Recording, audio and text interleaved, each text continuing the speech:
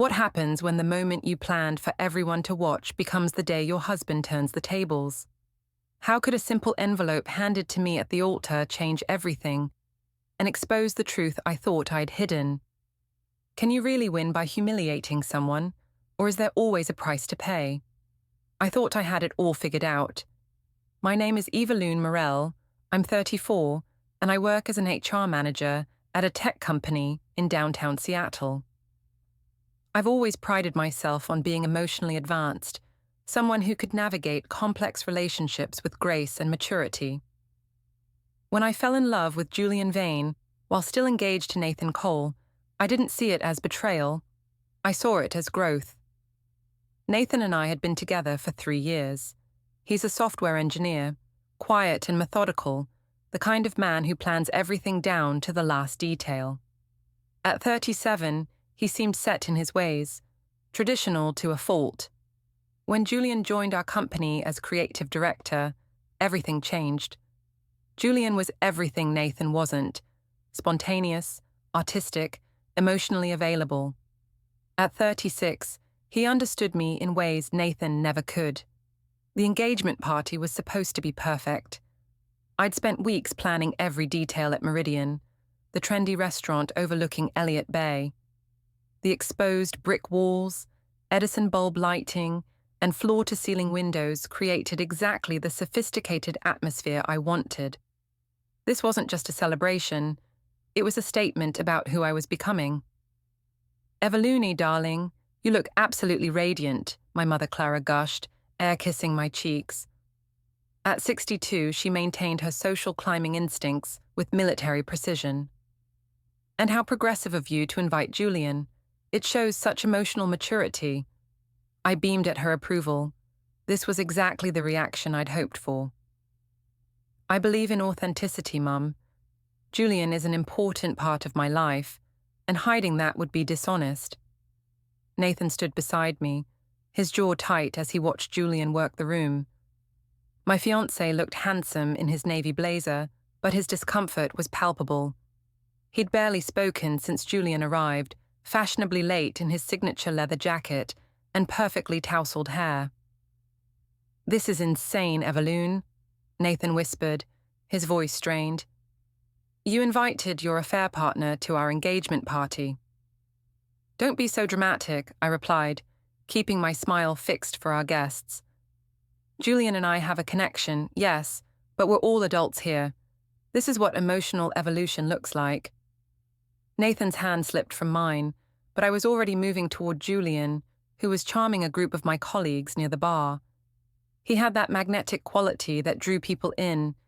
The way he listened intently, asked thoughtful questions, made everyone feel like the most interesting person in the room. "Ladies and gentlemen," Julian called out, tapping his champagne flute with a butter knife. The restaurant fell silent as all eyes turned to him. "I'd like to propose a toast to Evelune, my forever muse." My heart swelled with pride.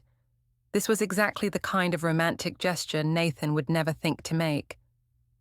Julian's dark eyes found mine across the room as he continued. "Evelune has taught me that love isn't about possession or traditional boundaries. It's about celebrating the full spectrum of human connection. She's shown me what it means to live authentically, without apology." He raised his glass higher. "To Evelune, may she always follow her heart, wherever it leads." The room erupted in applause, though I noticed some uncomfortable glances. My father Alan stood rigidly by the window, his weathered face unreadable. At 65, he'd always been the traditional type, believing in old-fashioned values like loyalty and commitment. Beside him, Nathan's mother Maggie looked visibly distressed, her fingers gripping her purse strap. "Beautiful words," I said, accepting Julian's kiss on my cheek as the crowd dispersed back into conversation. "Thank you for being here tonight." "Wouldn't miss it," he murmured, his hand lingering on my lower back. "Though your fiancé looks like he wants to murder me." I glanced over at Nathan, who was now standing alone by the appetizer table, methodically eating stuffed mushrooms while staring out at the Seattle skyline. "He'll adjust. This is all new for him." "And for you?" Julian's voice carried that hint of mischief I found so irresistible. "I'm exactly where I want to be," I said, meaning it completely.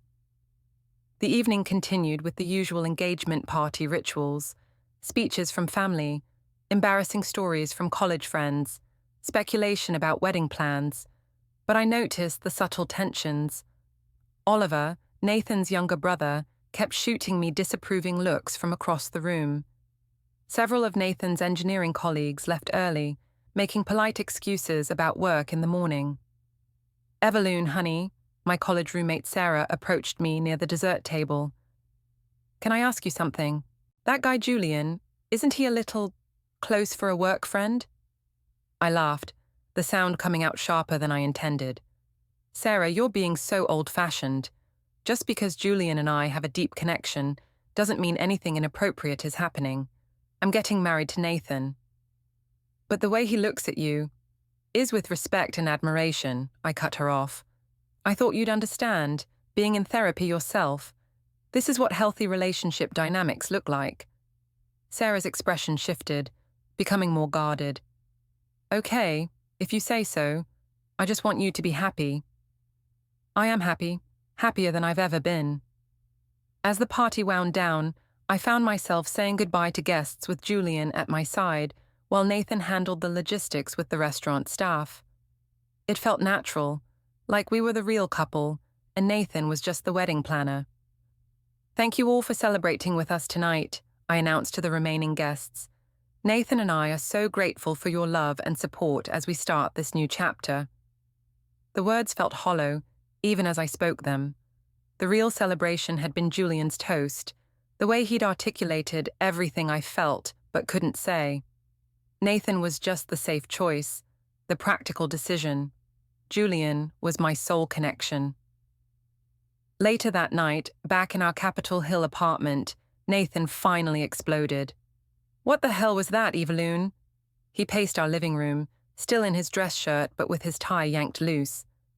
"You had your boyfriend give a speech at our engagement party." "Julian is not my boyfriend," I said calmly, settling onto our grey sectional sofa. "He's a dear friend who understands me." "He called you his muse. And that threatens you because—" Nathan stopped pacing and stared at me. "Because you're supposed to be marrying me in 3 months. Because we've been planning this wedding for a year. Because I thought I mattered to you."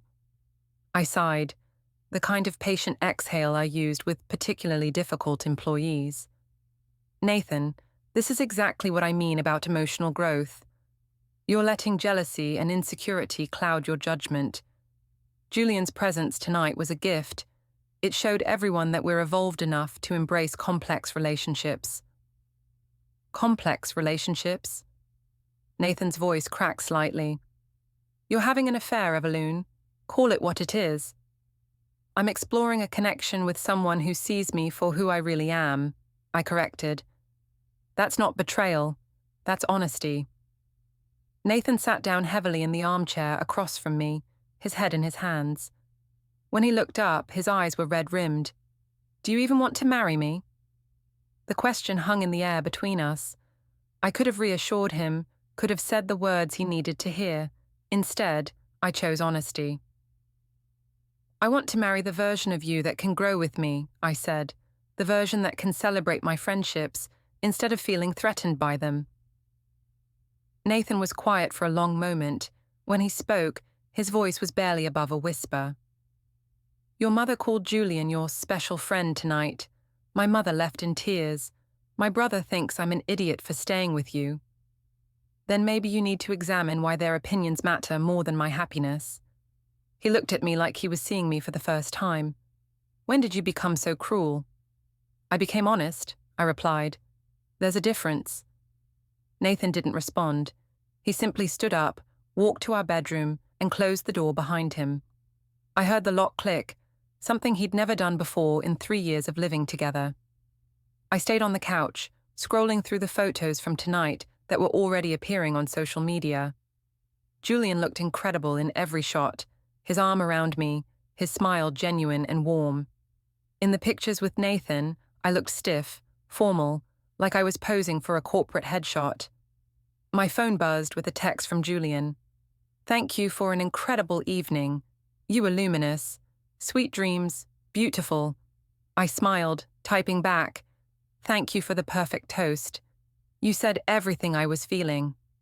"I always will," came his immediate reply. As I finally headed to bed, I could hear Nathan's quiet breathing through the door. He was already asleep, or pretending to be. I tried the handle, but it was still locked. For the first time, a small flutter of uncertainty moved through my chest, but I pushed it away. Growth was uncomfortable. Change was messy. Nathan would either evolve with me or get left behind. I had no idea that he was already 3 steps ahead of me. 2 weeks after the engagement party, I decided it was time to push things further. The Coles had invited us for their monthly family dinner, a tradition I'd grown to dread. Nathan's family represented everything I was trying to move beyond: conventional thinking, rigid expectations, judgment disguised as concern. "I have an idea for the wedding," I announced over Maggie's pot roast. The dining room fell silent except for the ticking of their grandfather clock. "I'd like Julian to walk me down the aisle alongside my father."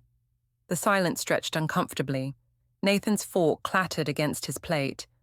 "Absolutely not," he said, his voice deadly quiet. "Why not?"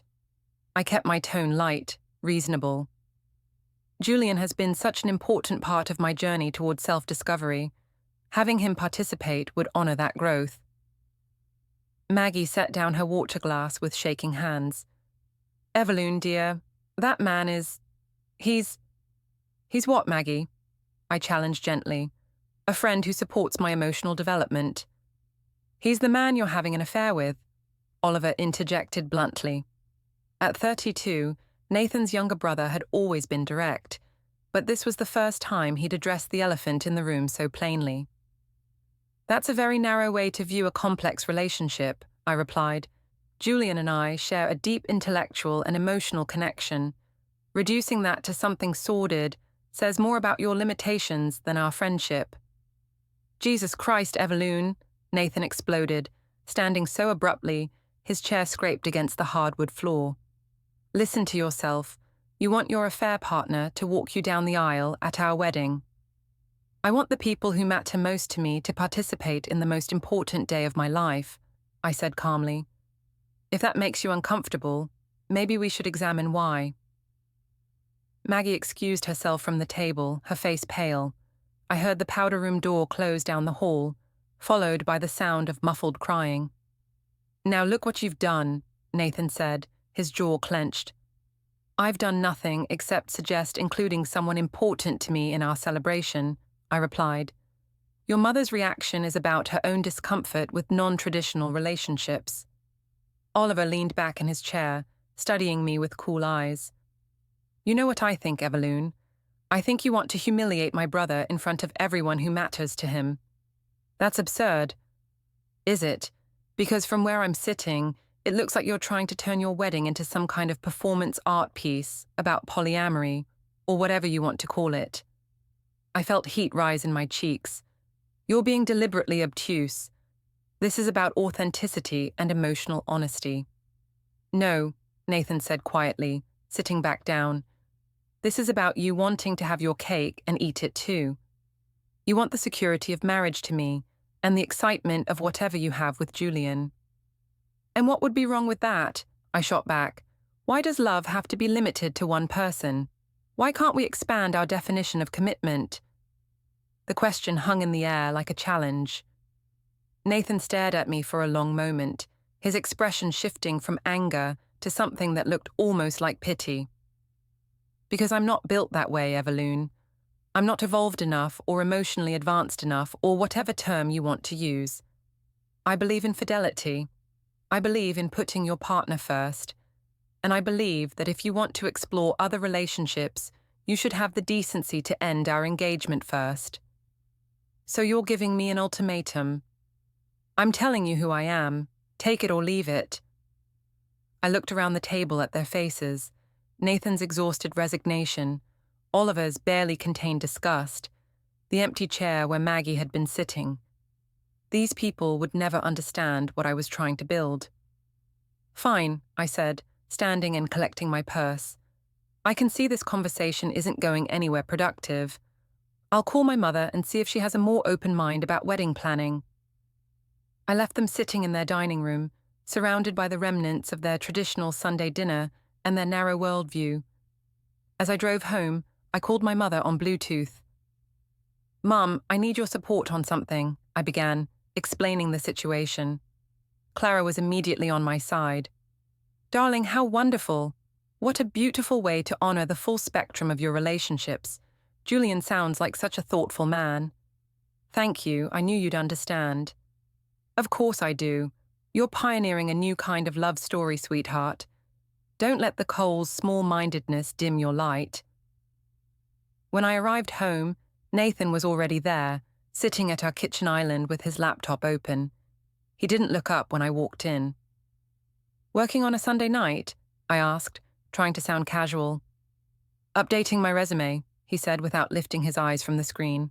"Why?" "Because I'm thinking about taking that job offer in Portland." My stomach dropped. Nathan had been recruited by a startup 6 months ago, but had turned them down because of our wedding plans. "You can't be serious." "Dead serious." He finally looked at me and I was struck by how tired he looked. "I need some space to think, Evelune. This whole situation is killing me." "So you're running away?" "I'm protecting myself." I moved closer, placing my hand on his shoulder. "Nathan, we can work through this. We just need to communicate better." He gently removed my hand. "Do you love him?"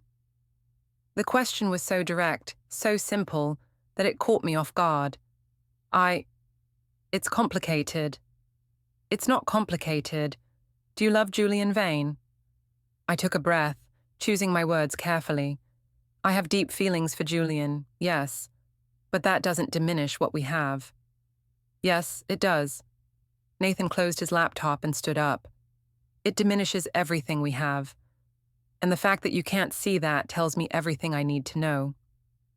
He headed toward our bedroom, then paused at the doorway. "I'm sleeping in the guest room tonight, and probably for the foreseeable future." "Nathan, wait." "I'm done waiting, Evelune. I've been waiting for you to choose me for months. I'm tired of competing with Julian for my own fiancé's attention." After he left, I stood alone in our kitchen, staring at the engagement photos on our refrigerator. We looked so happy in those pictures, so certain about our future together. When had everything become so complicated? My phone buzzed with a text from Julian. "How did dinner with the in-laws go?" I typed back, exactly as expected. They're not ready for this level of honesty. "Their loss. Want to talk about it over coffee tomorrow?"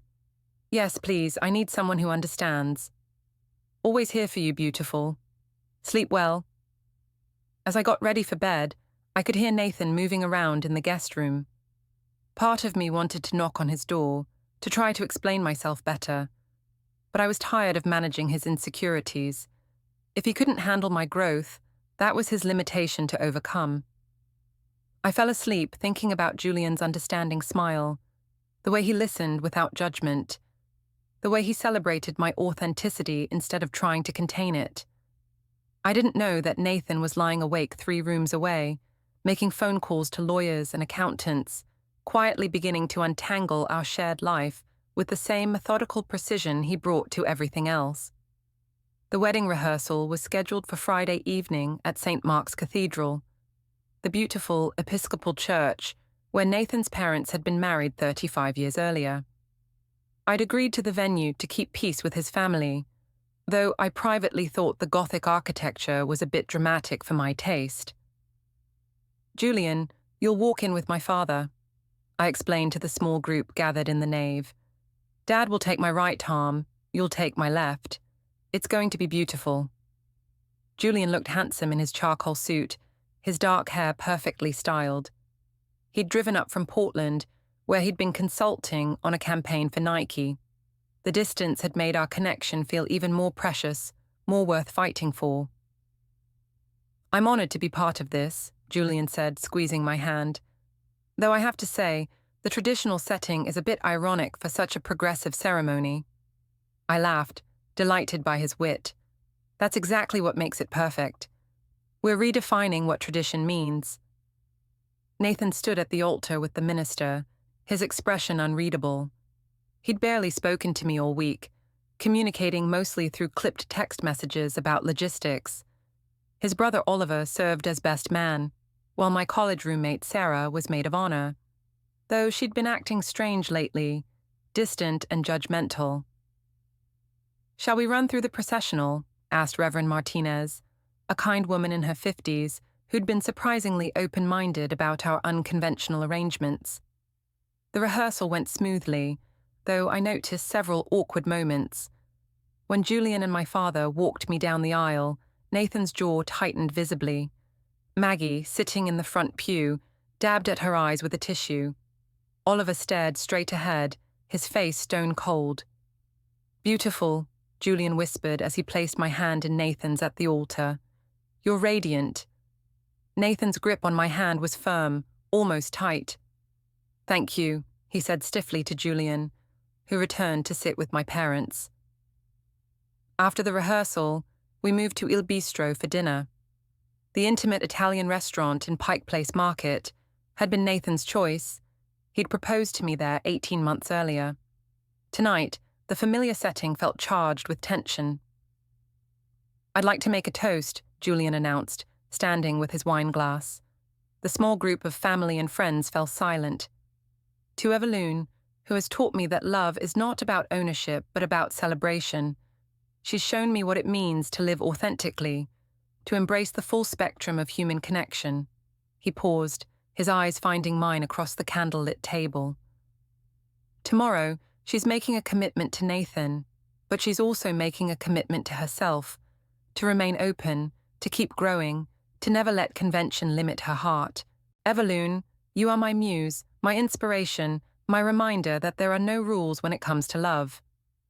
The silence that followed was deafening. I felt tears prick my eyes, not from sadness, but from being so deeply understood, so completely seen.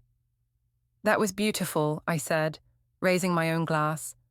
"Thank you, Julian. Thank you for seeing me." A few people joined the toast half-heartedly. My mother beamed with pride. But I noticed that Nathan didn't lift his glass, neither did Oliver or Maggie. Sarah took a tiny sip and immediately looked away. "Excuse me," Nathan said quietly, standing from the table. "I need some air." He walked out of the restaurant, leaving his napkin on his chair and his dinner half-eaten. The table erupted in uncomfortable murmurs. "I'll go check on him," Oliver said, starting to rise. "No," I said firmly. "Let me. This is between Nathan and me." But when I reached the street outside Pike Place Market, Nathan was nowhere to be seen. I called his phone. It went straight to voicemail. I walked around the block twice, checking the waterfront and the nearby bars. Nothing. When I returned to the restaurant, the mood had shifted dramatically. Conversations were strained, forced. Maggie looked like she'd been crying. My father sat rigidly beside my mother, his discomfort palpable. "Where's Nathan?" Sarah asked when I sat back down. "He needed some space," I said lightly. "You know how he gets overwhelmed by emotional situations. Maybe he's overwhelmed because his fiancé's boyfriend just gave a speech about her at their rehearsal dinner," Oliver said bluntly.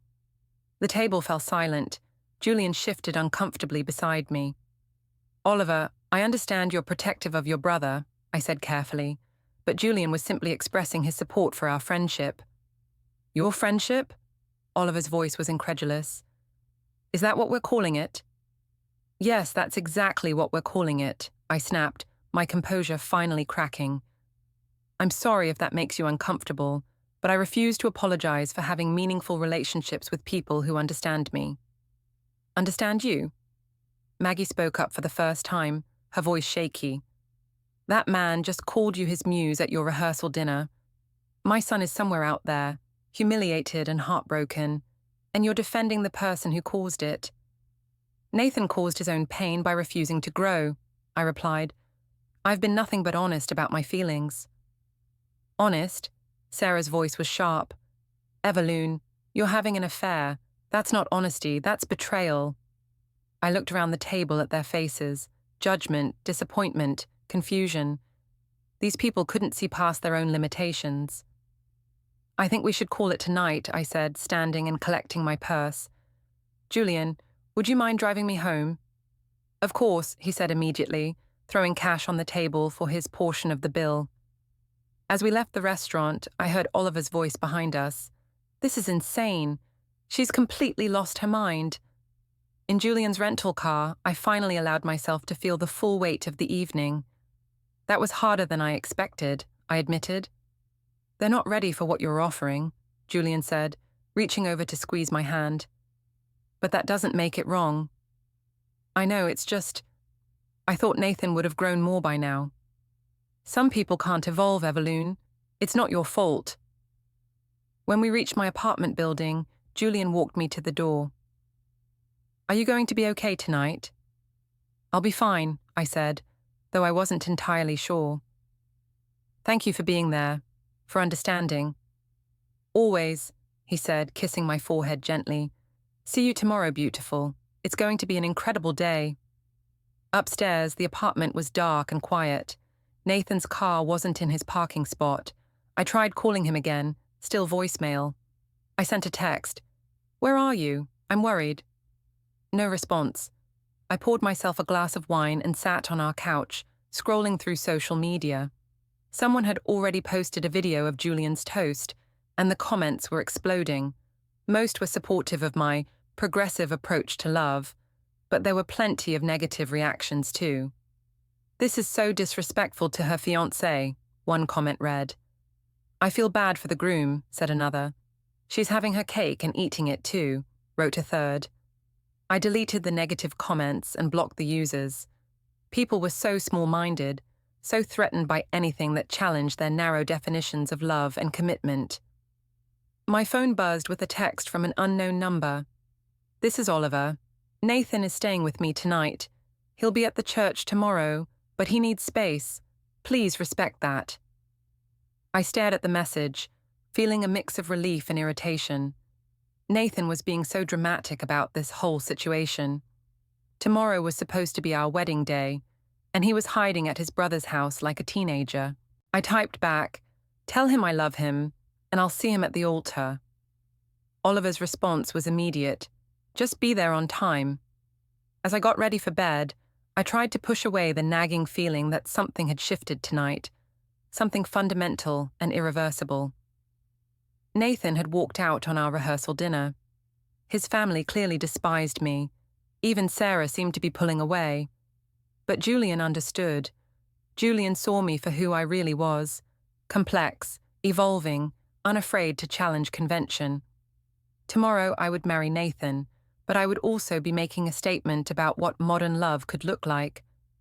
I fell asleep planning my entrance, imagining the faces in the congregation as Julian and my father walked me down the aisle together.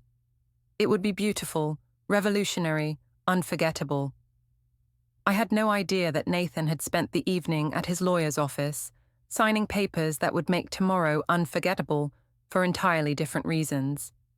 I woke up on my wedding day to 17 missed calls and 43 text messages. My heart hammered as I scrolled through them, expecting some kind of emergency. Instead, I found a digital avalanche of opinions about Julian's rehearsal dinner speech. The video had gone viral overnight. Musegate was trending on Twitter, with thousands of people debating whether I was a progressive pioneer or a cheating bride. The comments ranged from supportive to savage. "She's redefining love for the modern age. So brave. That poor groom. Someone needs to tell him to run. Imagine being so narcissistic you let your side piece give a speech at your rehearsal dinner." This is what happens when millennials think they've invented polyamory. I deleted the apps and threw my phone across the room. This was exactly the kind of small-minded reaction I'd expected, but seeing it in such volume was overwhelming. Today was supposed to be about love and commitment, not judgment from strangers who couldn't understand complex relationships. My mother arrived at 9 a.m. with coffee and pastries, her eyes bright with excitement. "Darling, you're famous." The video has been shared over 50,000 times. People are calling you a visionary. Some people are calling me other things too, I said, wrapping my silk robe tighter around myself. Ignore them, Clara waved dismissively. Small minds always attack what they can't understand. You're changing the conversation about love and marriage. I'm so proud. The hair and makeup team arrived at 10, transforming our apartment into a bridal preparation station. As they worked on my face, I tried to focus on the positive comments, the people who saw what I was trying to accomplish. Has Nathan called? I asked my mother around noon. Not yet, but I'm sure he's just getting ready with his groomsmen, she replied, though I caught a flicker of concern in her eyes. By 1 p.m., I was fully dressed in my custom Vera Wang gown, a stunning off-the-shoulder creation with delicate beading that caught the light beautifully. I looked like a princess, a bride from a fairy tale. This was my moment. You look absolutely radiant, Julian said when he arrived to escort me to the church. He'd driven straight from his hotel, looking devastatingly handsome in his black tuxedo. Are you ready for this? More than ready, I said, though my stomach was churning with nervous energy. I just wish Nathan would return my calls. He's probably just overwhelmed by all the attention, Julian said diplomatically. This is a big day for everyone. The drive to St. Mark's Cathedral should have been magical.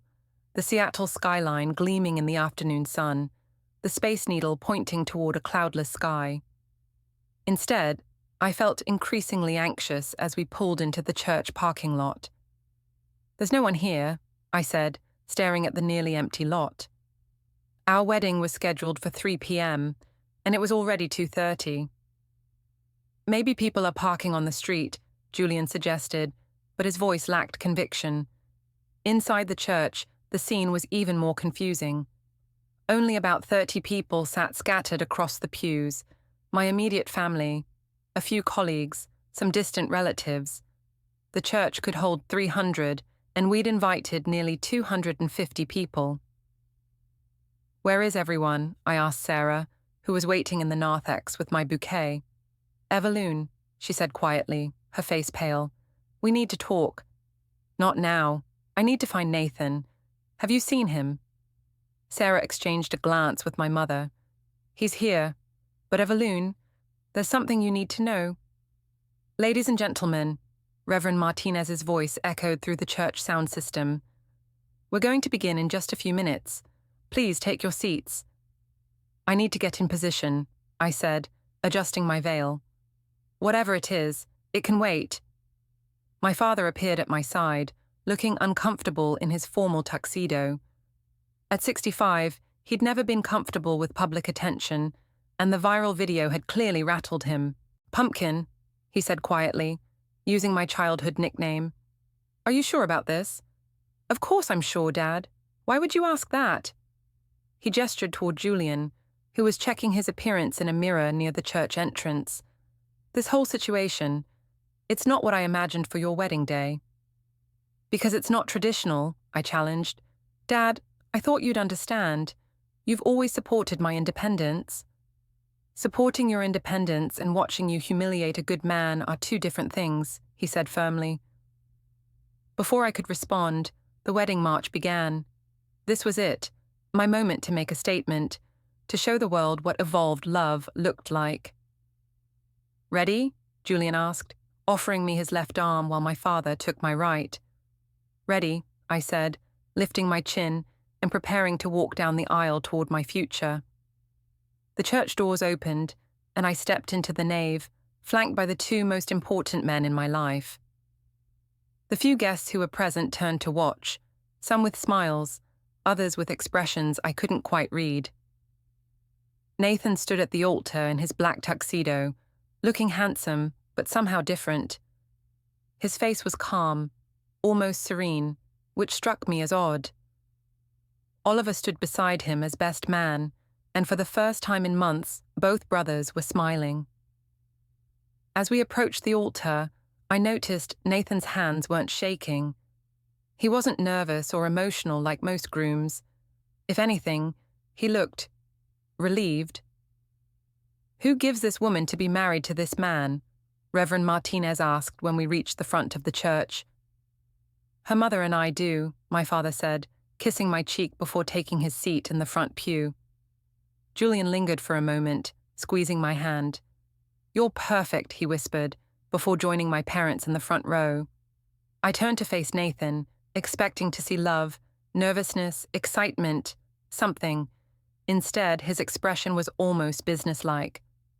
"Dearly beloved," Reverend Martinez began, "we are gathered here today to witness the union of Nathan Cole and Evelune Morel in holy matrimony."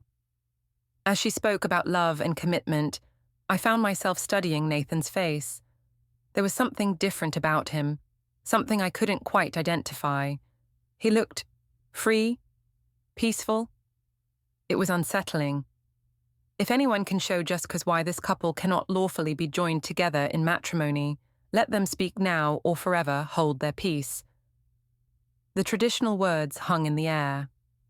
I'd always thought this part was outdated, a relic from a time when marriages were business arrangements rather than love matches. Nathan cleared his throat. "Actually," he said, his voice carrying clearly through the church, "I have something to say." My heart stopped. What was he doing? Nathan reached into his jacket pocket and pulled out a white envelope. "Evelune, I have a gift for you." Confused murmurs rippled through the small congregation. This wasn't part of our rehearsal. We hadn't discussed exchanging gifts at the altar. "Nathan, what?" I started to say, but he held up his hand. "For the past 3 months," he said, his voice steady and clear, "you've made it very clear that you're in love with Julian Vane. You've invited him to our engagement party, asked him to walk you down the aisle, and allowed him to call you his muse at our rehearsal dinner." The church was dead silent now. I could feel Julian shifting uncomfortably in the front pew. "You've told me repeatedly that I need to evolve, to grow, to accept your complex relationships," Nathan continued. "Well, I have evolved. I've grown enough to realize that I deserve better than this." He held out the envelope. "This is my wedding gift to you, Evelune. Open it." With shaking hands, I tore open the envelope. Inside were several documents, legal papers with official seals and signatures. As I read, my knees went weak. Annulment papers, already filed and processed, a restraining order preventing me from contacting Nathan or his family, a non-disclosure agreement preventing me from discussing our relationship publicly, and at the bottom, a simple note in Nathan's handwriting. "You're free to be with Julian now. Congratulations." "I'm not rejecting you at the altar, Evelune," Nathan said, his voice carrying to every corner of the silent church. "You rejected me months ago. I'm just making it official." He turned to address the congregation, most of whom were pulling out their phones to record what was happening. "Thank you all for coming today. There won't be a wedding, but there will be a reception. The food is paid for, the bar is open, and I encourage everyone to stay and celebrate Evelune's freedom to pursue her authentic self." Nathan walked past me toward the church exit, Oliver close behind him. As he reached the door, he turned back one final time.